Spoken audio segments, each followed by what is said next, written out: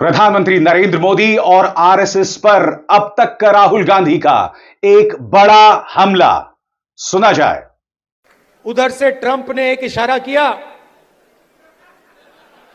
Phone उठाया, कहा मोदी जी क्या कर रहे हो?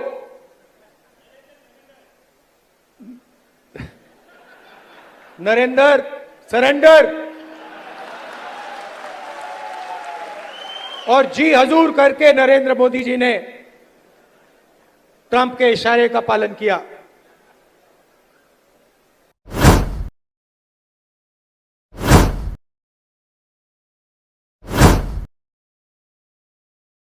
आज राहुल गांधी ने मध्य प्रदेश में अपने एक भाषण के दौरान न केवल ऑपरेशन सिंदूर अपितु भारत के सेना और भारतवर्ष का घोर अपमान किया है। जिस प्रकार से, जिस लहजे से ऑपरेशन सिंदूर के विषय में राहुल गांधी ने बात किया, वह किसी भी सभ्य राजनेता, वह किसी भी लीडर ऑफ ऑपोजिशन या किसी भी पॉलिटिशियन को न केवल शोभा नहीं देता, अपितु वो पॉलिटिशियन फिट ही नहीं हो सकता है जो अपने देश के लिए, जो अपनी मातृभूमि के लिए सरेंडर जैसे शब्द का प्रयोग करता है। जिस प्रकार से, जिन शब्दों का प्रयोग राहुल गांधी ने आज किया है, मखौल उड़ाया है उन्होंने ऑपरेशन सिंदूर का, सरेंडर जैसे शब्द का प्रयोग किया है भारतवर्ष के लिए। भारतवर्ष कदाचित कभी सरेंडर नहीं करता है। आतंक के सामने कभी भारतवर्ष ने सरेंडर नहीं किया है। हमेशा मोदी जी ने दिखाया है कि एक नई भारत का सृजन हुआ है 2014 के पश्चात। वो दिन अलग थे जब 26/7 हुआ था और आप डोसियर खेलते थे। अब डोसियर नहीं, अब डोज दिया जाता है पाकिस्तान को, और राहुल गांधी मजाक उड़ा रहे हैं। अब आप समझे राहुल गांधी से आरएसएस इतना क्यों चिढ़ती है, क्यों प्रधानमंत्री नरेंद्र मोदी उन्हें अपना जानी दुश्मन समझते हैं। अब आप समझते हैं कि देश की कितनी अदालतों में राहुल गांधी के खिलाफ केसेस दर्ज हैं, और ये तमाम केसेस आरएसएस और भारतीय जनता पार्टी के कार्यकर्ताओं ने दर्ज किए हैं। कहीं उनकी नागरिकता पर खतरा है, कहीं सावरकर के नाम पर मुकदमा है, तो कहीं आरएसएस पर उनके बयान को लेकर मुकदमा है। एक जगह तो अमित शाह पर उन्होंने जो बयान दिया था उस पर भी केस है। कहने का अर्थ साफ है दोस्तों, राहुल गांधी भारतीय जनता पार्टी के लिए किसी नासूर से कम नहीं है। यही वजह याद कीजिएगा, जब उन्होंने अडानी पर भाषण दिया था तो पहली बात, उनके भाषण को 17 जगहों से नोच दिया गया था, हटा दिया गया था। उसके बाद याद कीजिएगा, उनकी सांसदी पर केस हो जाता है। नतीजा, गुजरात की 2 अदालतें उनके खिलाफ फैसला सुनाती हैं और उनकी सांसदी चली जाती है। सुप्रीम कोर्ट फिर उनके बचाव में आता है। और अब मैं दावे के साथ कह सकता हूं कि राहुल गांधी ने जो मध्य प्रदेश के भोपाल में कही है ना, इस पर भी देखिएगा देश के अलग अलग जगहों पर उन पर मुकदमे दर्ज होने वाले हैं। क्योंकि यहां पर राहुल गांधी ने सिर्फ प्रधानमंत्री नरेंद्र मोदी पर प्रहार नहीं किया, उन्होंने कहा कि ऑपरेशन सिंदूर को ट्रंप के कहने पर रोक दिया, और यह प्रधानमंत्री नरेंद्र मोदी को चुभने वाली है। क्योंकि अब तक प्रधानमंत्री ने इस पर कुछ नहीं कहा है, इसलिए मैं आपसे कह रहा हूं चुभने वाली है। और बात यहां नहीं रुकती, उन्होंने भारतीय जनता पार्टी और आरएसएस को एक ही पैमाने पर रखकर कहा है कि इनका तो इतिहास सरेंडर कर रहा है, इन्होंने हर मुद्दे पर सरेंडर किया है, इन पर थोड़ा सा दबाव डालो, ये लोग सरेंडर कर देते हैं। मगर जो बात प्रधानमंत्री को चुभने वाली है, क्योंकि उसी सांस में राहुल गांधी ने नेहरू और इंदिरा गांधी का नाम लिया। उन्होंने 1971 की याद दिलाई, जब अमेरिकी जंगी बेड़े भारतीय समुद्री सीमा तक पहुंच गए थे, मगर इंदिरा गांधी झुकी नहीं, मगर प्रधानमंत्री नरेंद्र मोदी नरेंद्र सरेंडर हो गए। सुनिए, एक ही सुर में, एक ही स्वर, एक ही सांस में बीजेपी, आरएसएस और प्रधानमंत्री को किस तरह से घेर रहे हैं राहुल गांधी। ये बीजेपी आरएसएस वालों को अब मैं अच्छी तरह जानता हूं। इन पर थोड़ा सा दबाव डालो, थोड़ा सा धक्का मारो, डर के भाग जाते हैं ये लोग। जैसे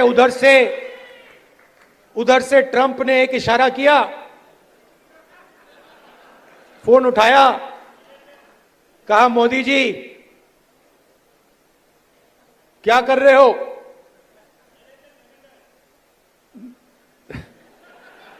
नरेंद्र, सरेंडर। और जी हजूर करके नरेंद्र मोदी जी ने ट्रंप के इशारे का पालन किया। आपको एक समय याद होगा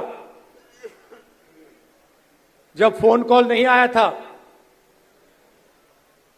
7th फ्लीट आई थी, 71 की लड़ाई में 7th फ्लीट आई थी, हथियार आए थे, एयरक्राफ्ट कैरियर आया था।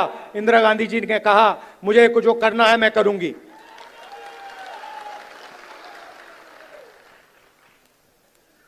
ये फर्क है, इनका कैरेक्टर है। ये सारे के सारे ऐसे हैं। आजादी के समय से सरेंडर वाली चिट्ठी लिखने की आदत है। 1 सेकंड में थोड़ा सा दबाव पड़े, भैया ये लो। हाँ, तो ये इनका कैरेक्टर है। कांग्रेस पार्टी सरेंडर नहीं होती है। गांधी जी, जवाहरलाल नेहरू, सरदार पटेल, ये सरेंडर वाले लोग नहीं हैं। ये सुपर पावर से लड़ने वाले लोग हैं। आपको समझना पड़ेगा कि जब राहुल गांधी ये कहते हैं ना कि भारतीय जनता पार्टी और आरएसएस का इतिहास सरेंडर का है, वो ऐसा क्यों बोल रहे हैं? कहीं ना कहीं वो इशारा कर रहे हैं उस मुद्दे पर भी जिसके ऊपर उन पर केस दर्ज है। विनायक दामोदर सावरकर, वो सावरकर जिन्होंने अंग्रेजों से कम 1 दर्जन बार माफी मांगी थी, वो विनायक दामोदर सावरकर जिन्होंने सुभाष चंद्र बोस की आईने का विरोध किया था और अंग्रेजों की सेना का साथ दिया था, वो हिंदू महासभा या वो आरएसएस जो भारत छोड़ो आंदोलन में शामिल नहीं हुई थी। जी हां, ये वही आरएसएस है, ये वही श्यामा प्रसाद मुखर्जी है जिन्होंने मोहम्मद अली जिन्ना के साथ सिंध और बंगाल में सरकार बनाई थी। और इसी बात का जिक्र राहुल गांधी कर रहे हैं। सुनिए, उन्होंने जातीय जनगणना को भी किस तरह से सरेंडर से जोड़ा। उन्होंने कहा कि हमने दबाव बनाया और ये लोग जातीय जनगणना करने को तैयार हो गए, वरना प्रधानमंत्री नरेंद्र मोदी तो लगातार जातीय जनगणना का विरोध कर रहे थे। आपको याद है, एक इंटरव्यू में प्रधानमंत्री नरेंद्र मोदी ने जातीय जनगणना को अर्बन नक्सली सोच के साथ जोड़कर देखा था। सुनिए, जातीय जनगणना पर क्या कहा राहुल गांधी ने, किस तरह से प्रहार किया प्रधानमंत्री नरेंद्र मोदी पर। तो जाति जनगणना की बात मैंने कहा, देखिए आपको जो करना है करो। हम सामाजिक न्याय की लड़ाई लड़ेंगे और जाति जनगणना को हम लोकसभा में पास करेंगे। मोदी जी पहले कहते थे कोई जात नहीं है, फिर सिर्फ 4 जात हैं। चुनाव के समय वो ओबीसी बन जाते हैं। गडकरी जी ने कहा, मोहन भगवत ने बयान दिए,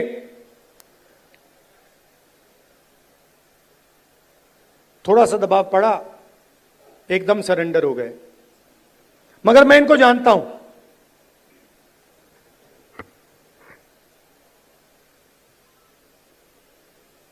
जैसे इन्होंने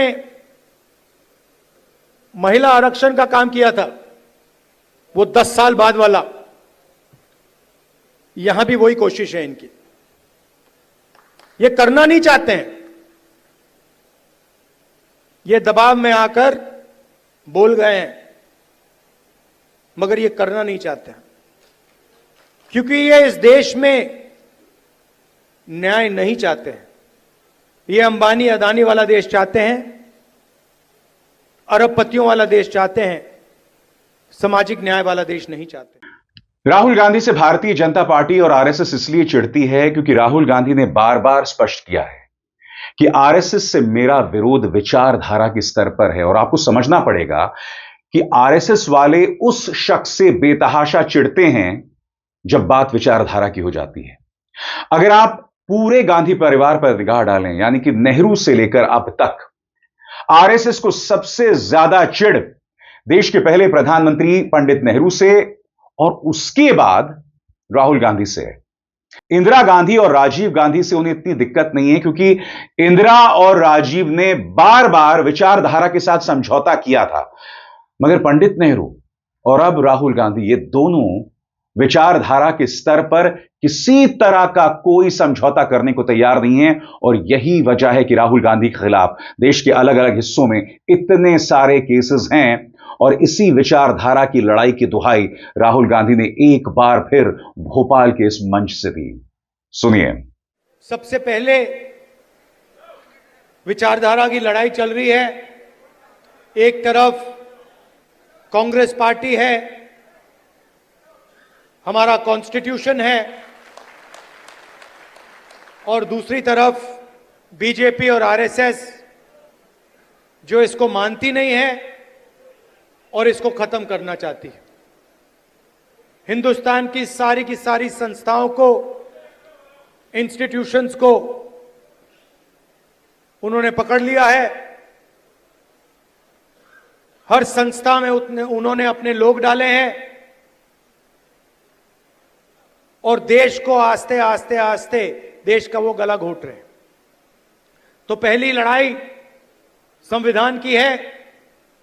एक तरफ हम कांग्रेस पार्टी, हमारी विचारधारा, और दूसरी तरफ आरएसएस जो संविधान के खिलाफ खड़े हैं। और आगे बढ़ने से पहले एक जरूरी संदेश। मेरे कार्यक्रमों के लिए आप नोटिफिकेशन का इंतजार मत कीजिए, मेरे चैनल में जाइए और खुद जाकर कार्यक्रम देखिए और रहिए अपडेटेड। और हां, ज्वाइन कीजिए मेरा चैनल, देखिए यह जरूरी संदेश। स्वतंत्र और आजाद पत्रकारिता का समर्थन कीजिए, सच में मेरा साथी बनिए। बहुत आसान है दोस्तों, इस ज्वाइन बटन को दबाइए और आपके सामने आएंगे ये 3 विकल्प, इनमें से एक चुनिए और सच के इस सफर में मेरा साथी बनिए। राहुल गांधी ने जातीय जनगणना को एक राजनीतिक हथियार के तौर पर त्यागा नहीं है। वो एक बार फिर सामने आए और उन्होंने यह भी बताया कि मैं जातीय जनगणना क्यों करवा रहा हूं, वो मैं आपको सुनाऊंगा। मगर उससे पहले उन्होंने स्पष्ट किया कि भाई, जातीय जनगणना के 2 मॉडल्स हैं, एक तरफ बिहार और एक तरफ तेलंगाना। वो तेलंगाना जिसमें हमने इसे सफलतापूर्वक इंप्लीमेंट किया है, लागू किया है, और देश की जनता को आगे का रास्ता इसी मॉडल से दिखाई देगा। राहुल गांधी, 2 मॉडल हैं जाति जनगणना के, एक तेलंगाना का मॉडल और दूसरा बीजेपी का बिहार का मॉडल, और जो उनकी सोच का मॉडल है। तेलंगाना में जाति जनगणना कैसे हुआ मैं आपको बताना चाहता हूं। बिहार में बंद कमरे में सवाल चुने गए, ब्यूरोक्रेट्स ने सवाल चुने, बिना किसी से पूछे, बिना जनता से बातचीत किए, बिना दलितों से पूछे, बिना पिछड़ों से पूछे, बिना अति पिछड़ों से पूछे, बिना जनरल कास्ट से पूछे, बिना माइनॉरिटी से पूछे, बंद कमरे में 3-4 सवाल लिखे, जाति जनगणना कर दिया। तेलंगाना में हमने लाखों लोगों से सवाल पूछा, दलितों के संगठनों से, आदिवासी के संगठनों से, उनके नेताओं से, और हमने उनसे पूछा कि देखिए, हम जाति जनगणना करने जा रहे हैं, सर्वे करने जा रहे हैं, आप इस सर्वे में कौन से सवाल चाहते हो। 3.5 लाख लोगों ने हमारी प्रोसेस में एक साथ मिलकर सवाल निकाले, और उसके बाद बिहार में सेल्फ रिपोर्टिंग था। अगर आप बोलना चाहते हो तो बोलो, नहीं बोलना चाहते हो तो नहीं बोलो। तेलंगाना में हर व्यक्ति, हर परिवार के घर में सरकार के ऑफिसर्स गए और उन्होंने उनसे सवाल पूछे। नतीजा मैं आपको बताना चाहता हूं। जाति जनगणना में क्या पता लगा? तेलंगाना का जो कॉर्पोरेट स्ट्रक्चर है, प्राइवेट सेक्टर है, आप हैरान हो जाओगे। तेलंगाना का जो प्राइवेट स्ट्रक्चर है, प्राइवेट सेक्टर है, सीईओज, सीनियर मैनेजमेंट, कंपनी के मालिक, इन सब की लिस्ट में आपको एक दलित, एक आदिवासी, एक पिछड़ा वर्ग का व्यक्ति नहीं मिलेगा। यह सच्चाई है। तेलंगाना में जो भी कॉन्ट्रैक्ट सरकार देती है, सारे के सारे कॉन्ट्रैक्ट्स 5% लोगों को मिलते हैं। उसमें ना कोई दलित है, ना कोई आदिवासी है, ना कोई पिछड़े वर्ग का व्यक्ति है। यह सच्चाई है। राहुल गांधी ने यह भी बतलाया कि आखिर जातीय जनगणना क्यों। बकौल राहुल गांधी, पूरा देश जानता है कि दलितों, पिछड़ों, गरीब, जनरल कास्ट को जबरदस्त चोट लग रही है। मैं सिर्फ इतना कह रहा हूं कि एक्सरे करा लेते हैं, देख लेते हैं कि समस्या कहां है, और एक्सरे कराने से सरकार डर क्यों रही है। राहुल गांधी, किसी को चोट लगती है, आपका कभी फ्रैक्चर हुआ है? फ्रैक्चर हुआ है, डॉक्टर ने आपको सबसे पहले क्या बोला? सबसे पहले बोला देखो भैया दिखा दो, एक्सरे करा दो। आपने उनसे कहा नहीं मैं नहीं कराऊंगा एक्सरे। अगर आप कहते मैं नहीं कराऊंगा तो डॉक्टर आपको क्या कहता? फोर्स करता। और अगर तब भी नहीं करते तो फिर लंगड़ाते हुए चलते रहते। और डॉक्टर कहता यार ये तो मतलब पागल है ना? तो मैं यही कह रहा हूं, पूरा देश जानता है कि दलितों को, पिछड़ों को, गरीब जनरल कास्ट को जबरदस्त चोट लग रही है। मैं सिर्फ कह रहा हूं देखो भैया एक्सरे करा लो, देख लेते हैं कि है क्या। शायद पता लगे कि कोई प्रॉब्लम ही नहीं है। शायद जाति जनगणना के बाद पता लगे कि कोई प्रॉब्लम ही नहीं है, सब कुछ ठीक है। कॉर्पोरेट सेक्टर में हर वर्ग के लोग हैं, जुडिशरी में हर वर्ग के लोग हैं, कोई प्रॉब्लम नहीं है, ठीक है। मगर अगर एक्सरे से पता लगा कि टांग टूटी हुई है तो कुछ ना कुछ तो करना पड़ेगा ना। तो इसीलिए बीजेपी नहीं चाहती है, क्योंकि अगर जाति जनगणना हो गया तो ये इनका जो अदानी अंबानी वाला मॉडल है ये वहीं खत्म हो जाएगा। क्योंकि देश को पता लग जाएगा कि 90% को कोई फायदा नहीं हो रहा है, ये 5-10% को सारा का सारा हिंदुस्तान का धन जा रहा है, और जनता अपने आप खड़े होकर उसको रोक देगी।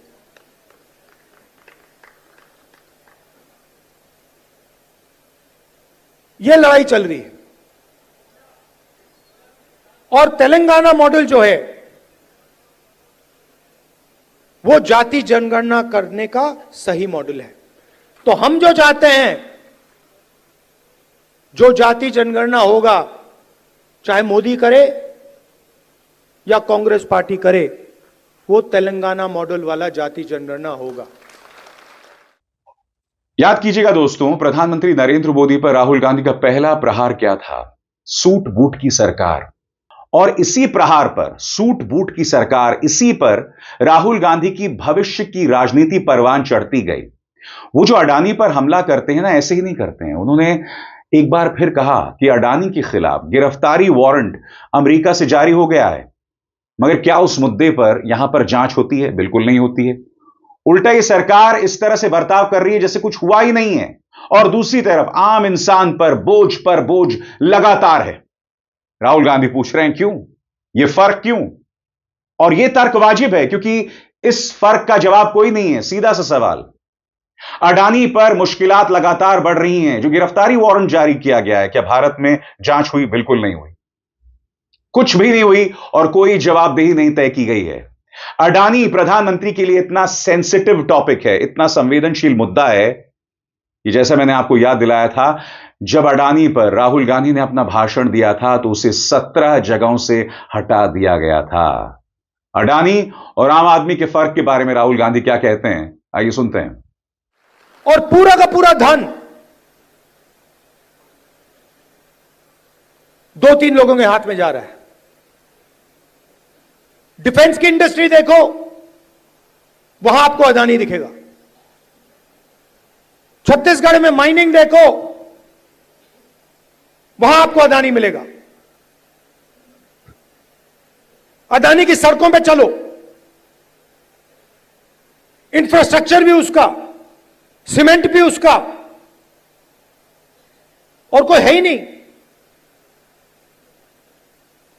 मतलब इन 2-3 लोगों को छोड़कर ऐसा लगता है कि इस देश में कोई बिजनेस वाला रहा ही नहीं। उधर अमेरिका में केस लगा हुआ है अडानी के खिलाफ, मगर हिंदुस्तान में जो भी ये करना चाहता है कर सकता है। क्यों? नरेंद्र मोदी का दोस्त है।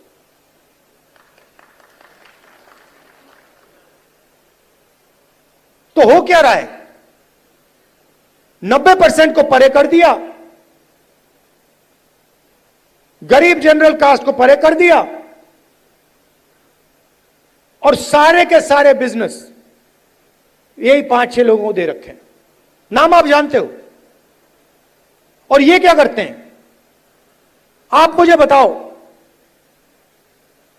अडानी बनाता क्या है?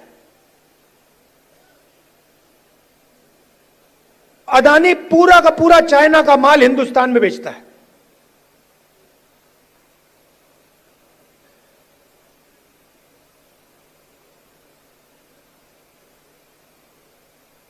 तो अडानी पैसे बनाता है, अंबानी पैसे बनाता है, और चाइना अपना माल हिंदुस्तान में बेचता है। यह फोन जो है, यह अडानी अंबानी जैसे लोग बेचते हैं हिंदुस्तान में, मगर इस फोन से चाइना के युवा को रोजगार मिलता है, हिंदुस्तान के युवा को रोजगार नहीं मिलता है। वो सब कुछ बनाते हैं, शर्ट, पैंट,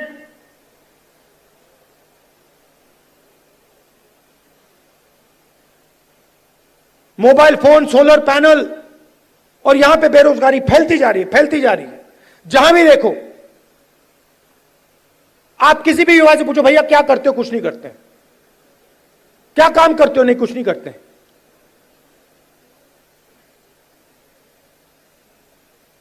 यह हिंदुस्तान की सच्चाई है और इससे छुपा नहीं जा सकता, चाहे मीडिया कुछ भी कहे।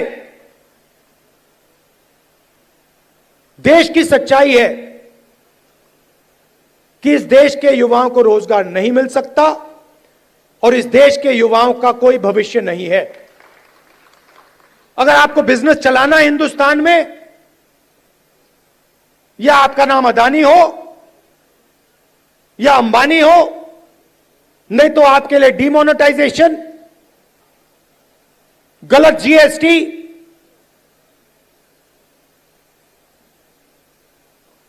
या फिर आप उनके लिए जाके काम करो।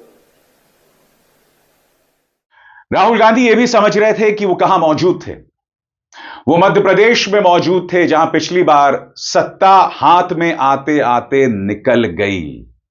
मध्य प्रदेश जहां कांग्रेस की हालत पतली है, मध्य प्रदेश जहां पिछली बार वो छिंदवाड़ा लोकसभा चुनाव भी हार गए, मध्य प्रदेश जहां कांग्रेस के सबसे कद्दावर नेता कमलनाथ, उनकी भूमिका पर लगातार सवाल उठते रहे।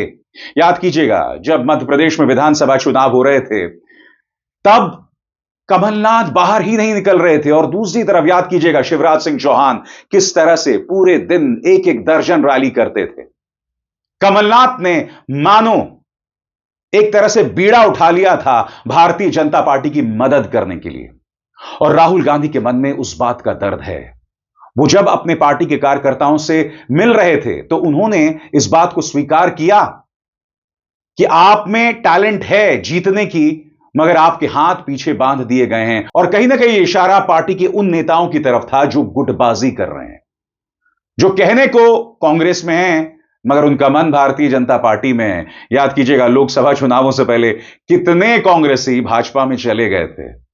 राहुल गांधी इस बात को समझ रहे हैं और यही वजह है कि उन्होंने कहा कि विचारधारा के स्तर पर मैं आपके साथ हूं, अगर आप मेरे साथ हैं तो मैं आपका पूरा साथ दूंगा। सुनिए। मैं जानता हूं कि आप लोग कांग्रेस पार्टी को आगे बढ़ाना चाहते हो और मैं जानता हूं कि आपको कितना फ्रस्ट्रेट किया जाता है। मैं यहां आपको यह बताने आया हूं कि मैं आपके साथ खड़ा हूं और जो भी कांग्रेस पार्टी की विचारधारा की रक्षा करेगा, जो भी कांग्रेस पार्टी को मध्य प्रदेश में बढ़ाने की कोशिश करेगा, उसके साथ मैं खड़ा मिलूंगा।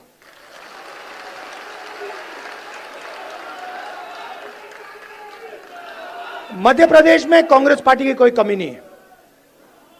मैं आपको बता रहा हूं, आप मानो ना मानो, मैं आपको बता रहा हूं, जिस दिन आपने मन बना लिया, सिर्फ इस कमरे ने और किसी ने नहीं, जिस दिन इस कमरे में 20% लोगों ने मन बना लिया कि यार बीजेपी को उधेड़ के फेंकना है, उस दिन बीजेपी का आप परे कर दोगे। मेरी जितनी भी जरूरत होगी, जहां भी आप मुझे ले जाना चाहते हो, आप मुझे बुलाओ, मैं हाजिर हो जाऊंगा। तो राहुल गांधी के इस प्रहार को आम हमला मत समझिएगा दोस्तों। नरेंद्र सरेंडर, आने वाले दिनों में यह अपने आप में एक बड़ा चुनावी नारा बन सकता है, क्योंकि राहुल गांधी के जो भी नारे रहे हों, चाहे बेशक असफल रहे हों, मगर उससे प्रधानमंत्री नरेंद्र मोदी को जबरदस्त खींच मचती है। याद कीजिएगा, चौकीदार चोर है, सूट बूट की सरकार, ये तमाम नारे हैं जो प्रधानमंत्री पसंद नहीं करते हैं और अब नरेंद्र को उन्होंने सरेंडर से जोड़ दिया है। सरेंडर यानी आत्मसमर्पण करना। और प्रधानमंत्री नरेंद्र मोदी इस पर सिर्फ कसमसा सकते हैं। क्यों? क्योंकि हकीकत यह है कि डोनाल्ड ट्रंप जो लगातार भारत का अपमान कर रहे हो, सबसे बड़ी बात उनके चेहरे पर अपमान किया भारत को टैरिफ किंग बताकर, प्रधानमंत्री नरेंद्र मोदी के मुंह से एक शब्द नहीं फूटा। इसीलिए राहुल गांधी इस मुद्दे पर बने हुए हैं, लाइन एंड लेंथ से बॉलिंग कर रहे हैं। फोकस पूरी तरह से भारतीय जनता पार्टी की कमजोर रग पर है और यही वजह है कि इस वक्त इंडिया गठबंधन के सबसे मुखर चेहरे के तौर पर वो भाजपा पर प्रहार कर रहे हैं और भाजपा के लिए सबसे बड़े सिरदर्द का सबब बने हुए हैं। अभिसार शर्मा को दीजिए इजाजत। नमस्कार।